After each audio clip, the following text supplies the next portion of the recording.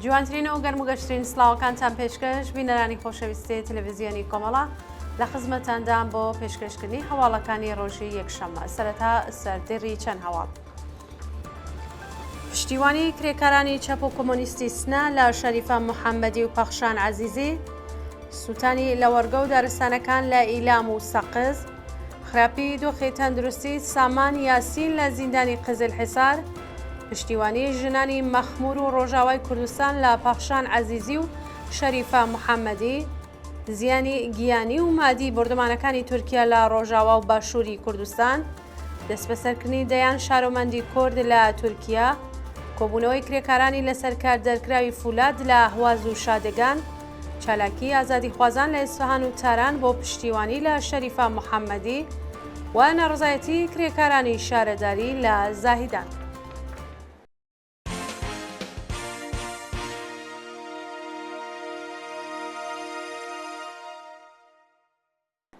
درێژی هەواڵەکان.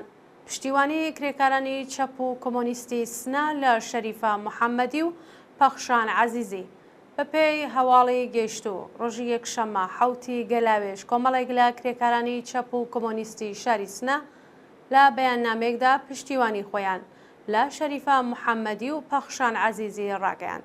لەو بەیاننامەدا کرێکارانی چەپ و کۆمۆنیستی شاری سنا ئاماژیان بە حوکمی نامرۆڤانە و سەدەی ناوەڕاستی سێدارە کردووە و ڕایانگەاندووە کە هیچ کات ئیعدام نەیتوانیوە کێشەی کۆمەلگا چارەسەر بکات، بەڵکو خراپتری کردووە. ئێستا ئەرکی ئێمە و هەموو چالاکانی مەدەنی سنفی و خوێندکاریە کە لە بەرامبەر ئەو سزا دژە ئینسانیە ڕاوەستین و ڕێگە نەدەین ڕژیمی سەرکوتکەری ئیسلامی گیانی دڵسۆزترین تێکۆشەرانی کۆمەلگا بخاتە مەترسیەوە. ئێمە کرێکارانی چەپ و کۆمۆنیستی شاری سنا خوازیاری هەڵوەشاندنەوەی حوکمی ئەدام بەگشتی و ئازادی هەموو بەندکراوانی سیاسی و مەدەنی. سووتانی لە وەرگە و دارستانەکان لە ئیلام و سەقز. ڕۆژی شەمە ششی گەلاوێژ دارستانەکانی گوندی پەلکانەی سەر بە شاری چەرداوڵ لە پارێزگای ئیلام و لە وەرگەکانی گوندی سماقۆڵەی سەقز لە ئاگردا سووتا و زیانێکی زۆر بە سرۆشت گەیشت. بەپێی ئەو وێنانەی لە تۆڕە کۆمەڵایەتیەکان بڵاو کراوەتەوە، دەیان هێکتار لە دارستان و مێرگی گوندی پەلکانەی سەر بە شارستانی چەرداوڵی ئیلام ئاگری گرتووە و بەهۆی شاخاوی بوونی ناوچەکە ژینکە پارێزان و خەڵکی خۆبەخش نەیانتوانیوە کۆنتترۆلی بکەن. لەلایەکی دیکەوە لە وەرگاکانی گوندی سماقۆڵی سەقز بە هۆکاری نادیار ئاگری گرتووە، بەڵام ژینگە دۆستان و خەڵکی ناوچەکە توانیویانە بە هەوڵی خۆیان ئاگرەکە بکوژێنەوە. خراپی دۆخی تەندروستی سامان یاسین لە زیندانی قزل حیسار. ئەکاونتی ئینستاگرامی سامان یاسین هۆنەرمەندی بەندکراو لە زیندانی قزل حیساری کەرەج ڕۆژی شەمە ششی گەلاوێژ ڕایگەیاند کە ناوبراو بەهۆی تێکچوونی دۆخی تەندروستی ڕەوانەی نەخۆشخانەی دەرەوەی زیندان کراوە. بەپێی زانیاریەکان ماوەی چەند ڕۆژە کە دۆخی تەندروستی سامان یاسین خراپە و هەر ڕۆژە ڕەوانەی دەرمانگای ژمارە چواری زیندان دەکرێت، بەڵام هیچ گۆڕانکاریەک لە تەندروستی ناوبراو ساز نەبووە. بەوتەی بەندکراوانی زیندانی قزل حیسار دۆخی جەستەیی و دەرونی سامان باش نییە و پێویستی بە دەرمان لە دەرەوەی زیندان هەیە، بەڵام بەرپرسانی زیندان ئەو بەندکراوەیان لە دەستڕاگەیشتن بە دەرمانی پێویست بێبەش کردووە. پشتیوانی ژنانی مەخمور و ڕۆژاوای کوردستان لە پەخشان عەزیزی و شەریفە محەممەدی. ڕۆژی شەمە شەشی گەلاوێژ مەجلیسی ژنانی ئیشتار لە ئوردوگای پەنابەرانی مەخمور لە هەرێمی کوردستان و ژنانی تێکۆشەری ڕۆژاوای کوردستان لە دوو کۆبوونەوەی جیاجیادا سەپاندنی سزای ئیعدامیان بەسەر شەریفە محەممەدی و پەخشان عەزیزی بە توندی شەرمەزار کرد. مەجلیسی ژنانی ئیشتار لە مەخمور لە بەیاننامێکدا داوای لە هەموو ژنانی ئازادی خواز و بەرابەری تەڵەب کرد یەکگرتوانە لە بەرامبەر ڕژیمی سەرکوتگەری کۆماری ئیسلامی ڕاوەستن و خەباتی خۆیان دژ بە سیستمی کۆنەپەرستی پیاوسالار و دژە ژنی کۆماری ئیسلامی بەرینتر بکەن. لەلایەکی دیکەوە کۆمەڵێک لە ژنانی تێکۆشەری ڕۆژاوای کوردستان لە کۆبوونەوەیەکدا کە نورشان حوسێن ئەندامی ناوەندی دیپلۆماسی کۆمەڵایەتی ڕۆژاوای کوردستان تێدا بەشدار بوو وێڕای ناردنی سڵاو و ڕێزی تایبەت بۆ پەخشان عەزیزی و شەریفە محەممەدی سەپاندنی سزای ئەعدام بەسەر ئەو دوو چالاکە مەدەنی و کرێکاریەیان بە توندی شەرمەزار و داوایان لە کۆماری ئیسلامی کرد کۆتایی بە سەرکوتی ژنان بێنێت.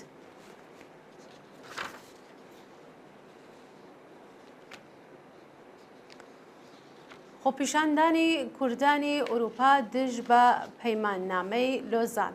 ڕۆژی شەمە شەشی گەلاوێژ کۆمەڵێک لە چالاکانی سیاسی لە هەر چوار پارچەی کوردستان لە شاری لۆزانی سویس کۆبوونەوە دژ بە دابەشکردنی خاکی کوردستان لە پەیماننامەی لۆزان خۆپیشاندانیان کرد.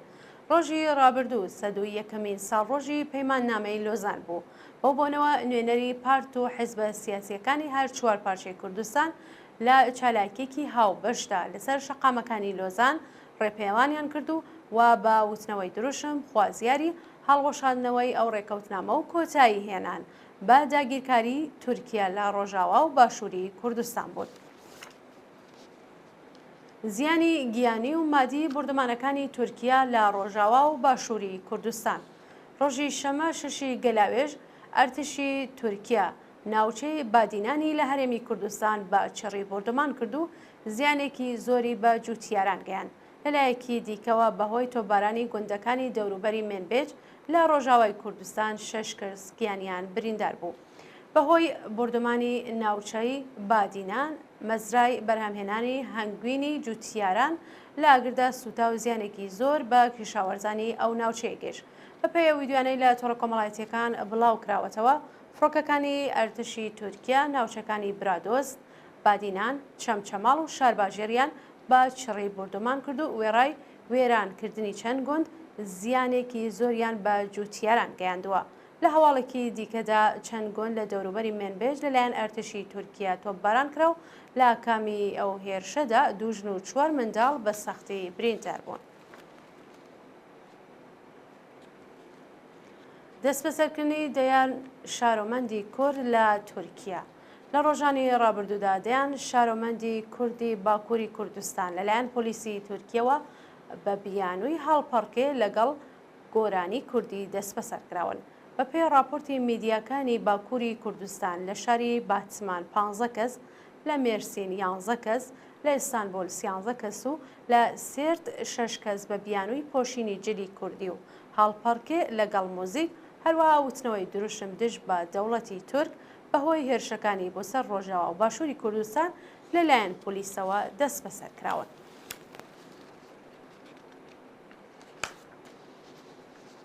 کۆبوونەوەی کرێکارانی لەسەر کار دەرکراوی فولاد لە ئەهواز و شادەگان. کرێکارانی بێکارکراوی شرکەتی فولادی ملی ئەهواز و کارخانەی فولادی شادەگان لە ئاز ناڕوونی دۆخی پیشەی ناڕزایەتیان دەربڕی. پێشتر کۆمەڵێک لە کرێکارانی گروپی ملی فولادی ئەهواز لە ئاز جێبەجێنەکردنی گەڵاڵەی ڕیزبەندی پیشەکان و لە سەرکار لابردنی عەلی محەممەدی بەڕێوەبەری شرکەت مانیان گرت بوو، بەڵام ژمارەیەکیان لە سەرکار دەرکران. هەرچەند کرێکاران سەرکەوتوو بوون و عەلی محەممەدی لە کارەکەی دوورخرایەوە، بەڵام ئێستا کرێکارانی بێکارکرا و بلا تەکلیف ماونەتەوە و خوازیاری گەڕانەوە بۆ سەر کار بوون. لەلایەکی دیکەوە کرێکارانی بێکارکراوی کارخانەی فولادی شادەگان لە کۆبوونەوەیەکدا خوازیاری گەڕانەوەی بۆ سەر کار بوون. هەروەها کرێکارانی بەرهەمهێنەری MDF شوش کە بەهۆی بڕینی بەرق بێکارکراون داوای دابینکردنی کارەبا و گەڕانەوە بۆ سەر کارەکانیان کردووە. چالاکی ئازادیخوازان لە ئیسفەهان و تاران بۆ پشتیوانی لە شەریفە محەممەدی. کچان و کوڕانی ئازادیخواز و بەرابەری تەڵەبی ئیسفەهان و تاران ڕۆژی شەمە شەشی گەلاوێژ لە دوو چالاکی جیاجیادا با بڵاوکردنەوەی تراکت پشتیوانی خۆیان لە شەریفە محەممەدی و هەموو بەندکراوانی سیاسی نیشاندا. بەپێی ئەو وێنە ویدیوانەی بەدەستمان گەیشتووە کچان و کوڕانی شۆڕژگەر لە شارەکانی ئیسفەهان و تاران با بڵاوکردنەوەی تراکت بە وێنەی شەریفە محەممەدی لە نێو شەقامەکانی شار خوازیاری هەڵوەشاندنەوەی سزایی سێداری شەریفە محەممەدی و پەخشان عەزیزی بوون. بەشداربوانی ئەو چالاکیانە ڕایانگەیان کە ئێمە هەمومان شەریفە و پەخشانین و لە ئاز سەرکوتگەریەکانی کۆماری ئیسلامی بێدەنگ نابین و لە مافەکانمان دەست هەڵناگرین. ناڕزایەتی کرێکارانی شارەداری لە زاهیدان. کرێکارانی شاغڵ لە شارەداری زاهیدان ڕۆژی شەممە شەشی گەلاوێژ بۆ چەندەمین ڕۆژی بەردەوام لاز نەدانی داخوازیەکانیان ناڕزایەتیان دەربڕی. بە پێی زانیاریەکان کرێکارانی شارەداری زاهیدان بەشێکیان شێرکەتی و بەشێکیان قەراردادین و کرێکارانی شێرکەتی ماوەی 5 مانگە حەقدەستیان وەرنەگرتووە و کرێکارانی قەراردادیش ماوەی 3 مانگە حەقدەستیان دواکەوتووە.